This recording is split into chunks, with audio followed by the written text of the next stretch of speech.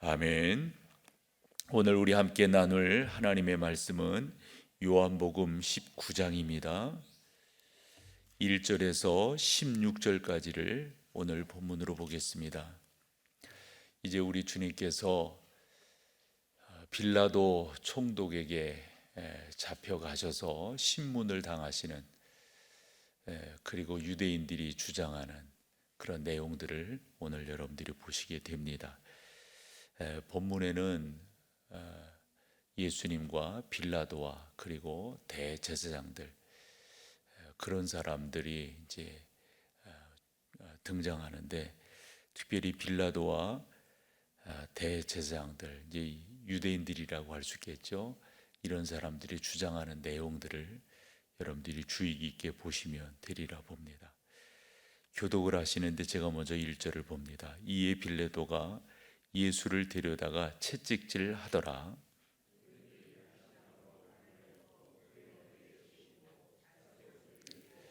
앞에 가서 이르되 유대인의 왕이여 평안할지어다 하며 손으로 때리더라.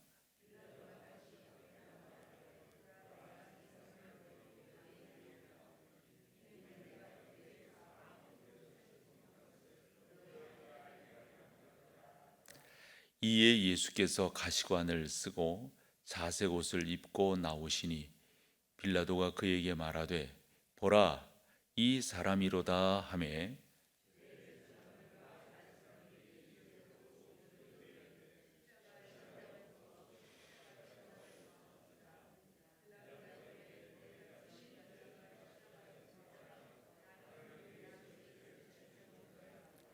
유대인들이 대답하되 우리에게 법이 있으니 그 법대로 하면 그가 당연히 죽을 것은 그가 자기를 하나님의 아들이라 함이니이다. 다시 관정에 들어가서 예수께 말하되 너는 어디로부터냐 하되 예수께서 대답하여 주지 아니하시는지라.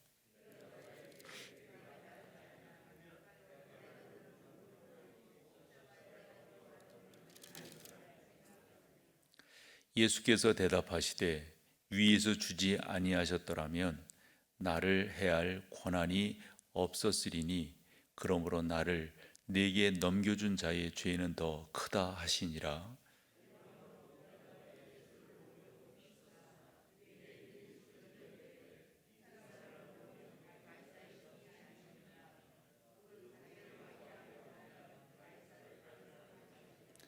빌라도가 이 말을 듣고 예수를 끌고 나가서 돌을 깐 뜰 시브리 말로 가바다에 있는 재판석에 앉아 있더라.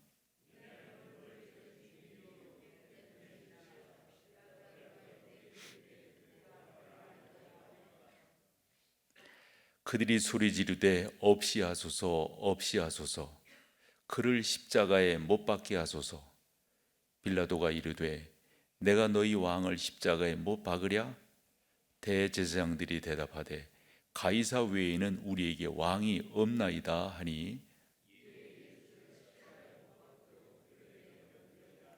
아멘. 아까도 말씀드린 것처럼 등장하는 인물, 예수님 당연히 등장하시죠.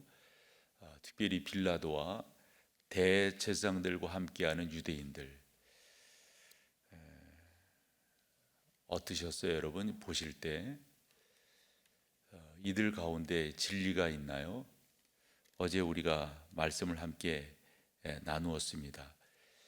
빌라도가 그렇게 물었죠. 진리가 뭐냐? 사실 진리라고 하는 게 우리 입장에서 본다면 예수 그리스도를 아는 것이죠. 그 예수 그리스도가 우리 가운데 진정한 평안을 주는 거니까요. 사람들이 찾는 진리라고 하는 것은 다른 것이 아니라고 봅니다. 우리 가운데 행복을 주는 가치가 뭐냐? 그것이 진리인 것 아니겠어요? 그것을 위해서 사람들이 사는 것이니까요. 여기에 등장하는 빌라도 어떤 사람입니까? 또한 등장하는 대제사장들과 함께하는 유대인들 어떤 사람들입니까? 이들 가운데 일반적으로 말하는 진리가 있나요?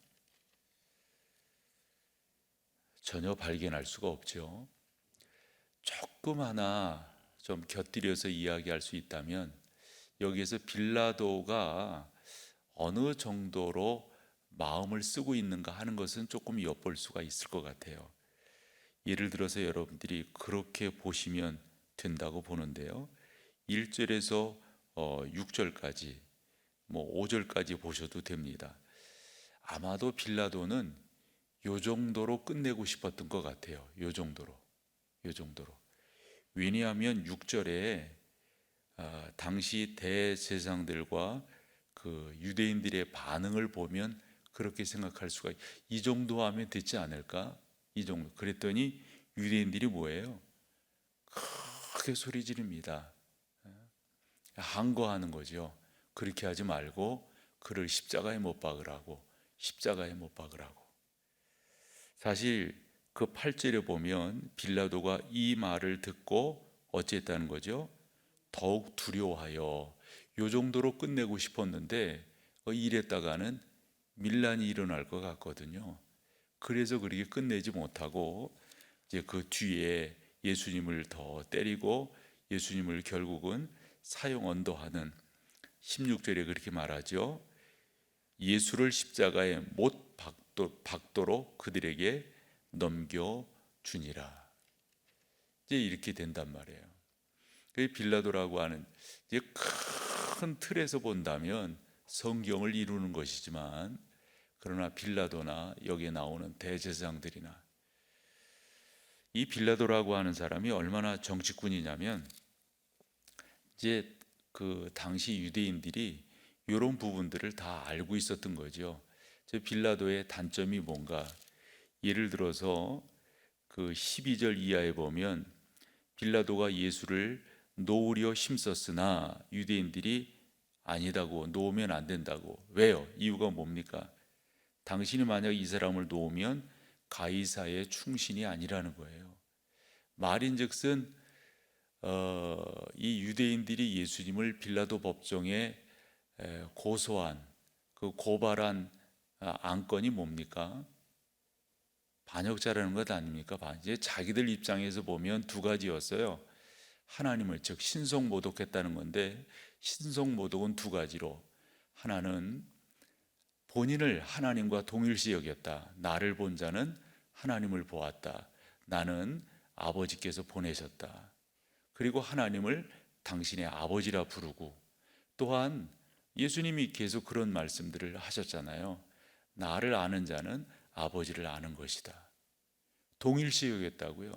게다가 또 하나의 죄목은 뭐였습니까? 안식일 범하는 거였어요. 그런 죄목으로 이들이 나름대로 있지만 빌라도에게는 그게 적용이 안 되잖아요. 그래서 예수님을 어떤 죄목으로 빌라도에게는 고발하게 되는 겁니까?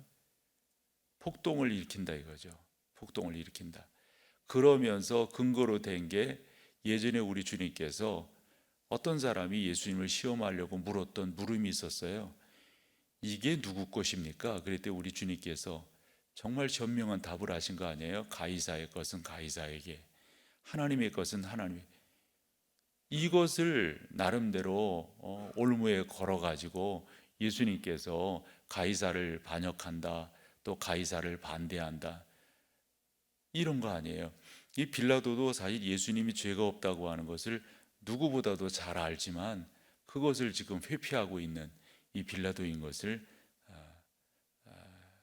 그렇게 회피한다고 하는 나름대로의 그 빌미를, 그래서 이제 이 유대인들이 그것을 또 이렇게 잡고 늘어지는 것 아니겠어요?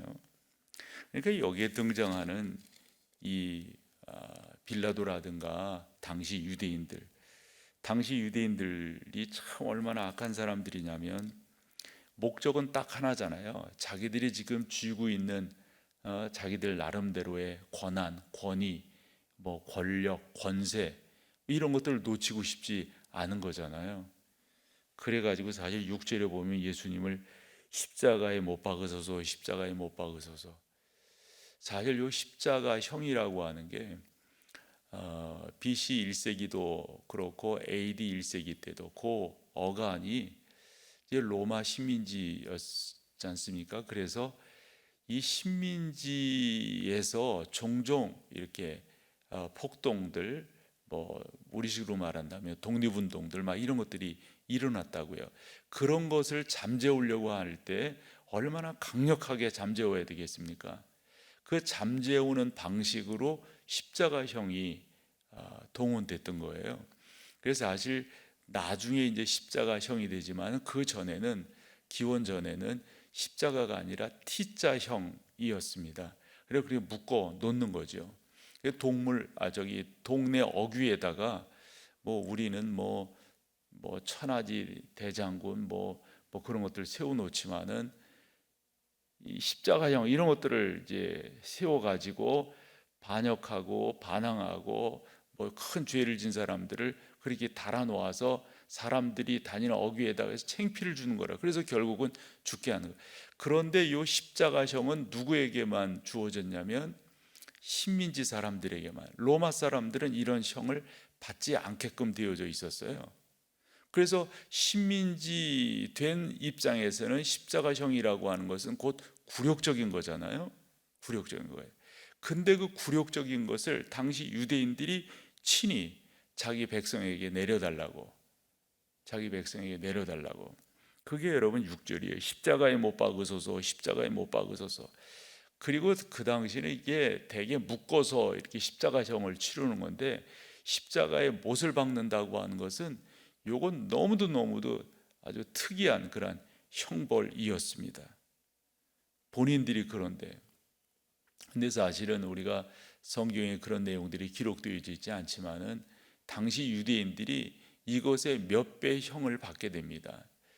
AD 70년에 티토 장군, 이제 나중에는 로마 황제가 되는데, 그 티토 장군에 의해서 그 AD 70년에 이제 안티파사라고 하는 게 독립운동이 일어나게 되거든요. 그러니까 티토 장군에 의해서 평정이 됩니다. 그러고 나서 당시 유대인들을 티토 장군이, 그 로마의 장군이었으니까요, 다스리기 위해서 어떤 식으로 매일 500명씩. 그래서 몇 명인지 제가 정확하게 알지는 못하지만은 그 요세푸스라고 하는 역사가의 기록을 보면 그 정도로 몇 날을 유대인들을 처형을 했다는 거예요. 어디에? 십자가에 달아서.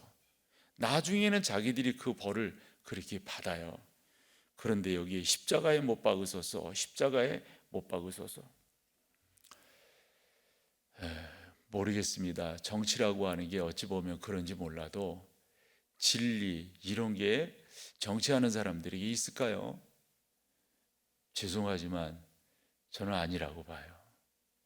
처음 출발은 그렇게들 출발을 합니다. 그러나 아닌 거예요. 똑같습니다. 여기에도 뭐 이런 사람들도 다 진압하고 뭐 나름대로 자기의 정의들을 세워가고 다 그러는 거잖아요. 그런데 진압하고 정의들을 세워가는데 무슨 이 가운데 정의가 있단 말입니까? 빌라도 같은 경우도 죄 없음을 분명히 알면서도 어찌합니까?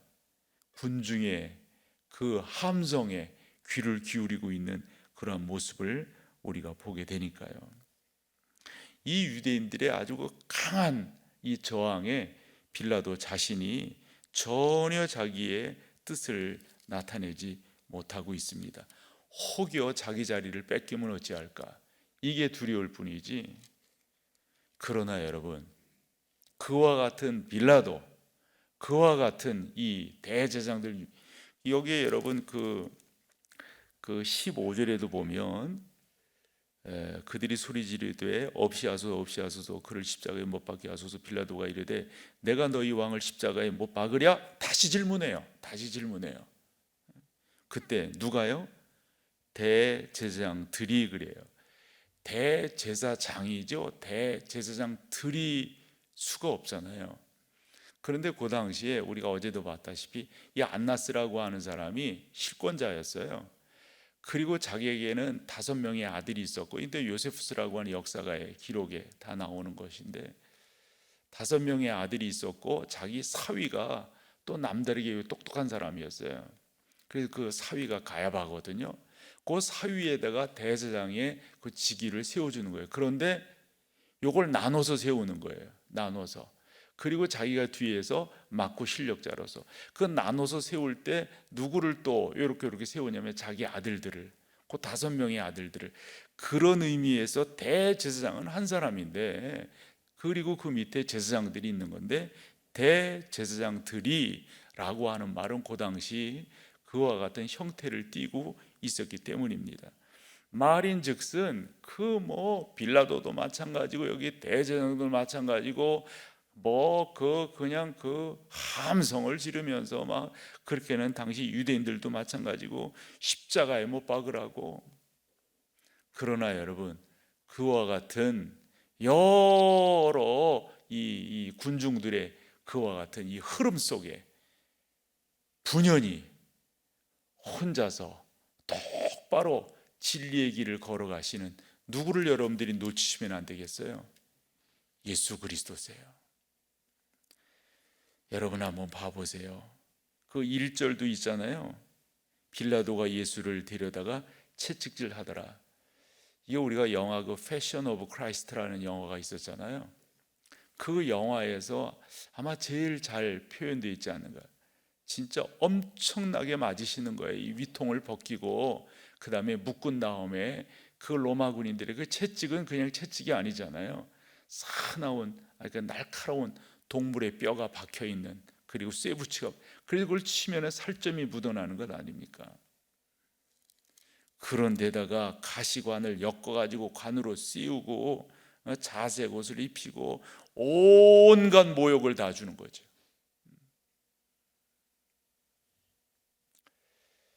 학교 때 읽은 책 중에 하나가 십자가상의 그리스도라고 하는 그 책이에요. 거기에서 저자가 무슨 질문으로 그 책을 이끌어 가냐면, 예수 그리스도께서 가장 아프신 것이 무엇이었을까? 요거예요. 뭐가 당신에게 가장 아픔이었을까? 로마 군인들의 채찍이었을까? 수많은 사람들의 돌 던지고 얼굴을 때리고 침 뱉고 십자가를 지고 가시면 뭐였을까? 그랬을 때 그 책의 저자는 그런 표현을 해요. 예수님에게서 가장 아픈 것은 인격적 모욕감이었을 것이다. 사실 우리도 그런 게 있잖아요. 뭐 한 것은 금방 지나가요. 그러나 인격적 상처는 너무도 오래 갑니다. 어찌 보면 평생 갈 수도 있습니다. 평생. 이 심리적 상처라고 하는 게, 우리 주님께서 그 길을 걸어가셨어요.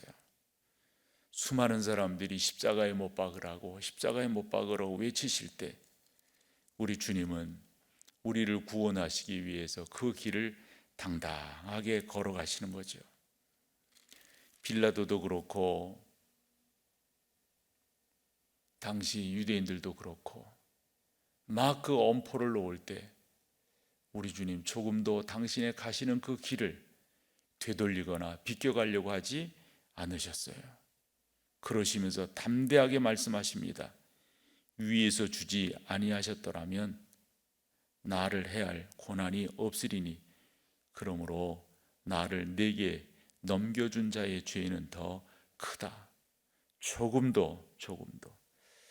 그래서 여러분들이 오늘 이 아침에도 이런 부분들을 보시면서 나를 위해 십자가의 길을 가신 우리 주님, 그 주님을 바라볼 수 있기를 바라고요. 더 나아가서 너도 그렇게 하라. 이게 우리에게 주어진 명령 아니겠습니까? 우리도 그 길을 두벅두벅. 결국은 예수 그리스도를 옳게 만나는 것이 무엇보다도 중요합니다. 그리고 그분의 가신 길을 걸어가는 것, 우리가 그 정신을 이어받는 것, 이게 무엇보다도 중요합니다. 영상으로 함께 하시는 우리 성도 여러분들도 오늘 이 아침에 그 자세로 주님의 그 크신 은혜들을 바라보시면서 오늘도 하나님의 은혜 가운데 승리하는 그런 귀한 하루가 다 되기를 간절히 소망합니다. 오늘도 우리 같이 기도하면서 우리 나아가시죠. 우리 하나님께서 우리를 붙드시고 우리를 인도하실 것을 믿습니다. 특별히 이 나라와 이 민족을 지켜주실 것을 믿습니다. 하나님 저희를 붙들어 주옵소서. 우리 다 같이 통성으로 나라와 민족을 위해서, 주님의 교회들을 위해서,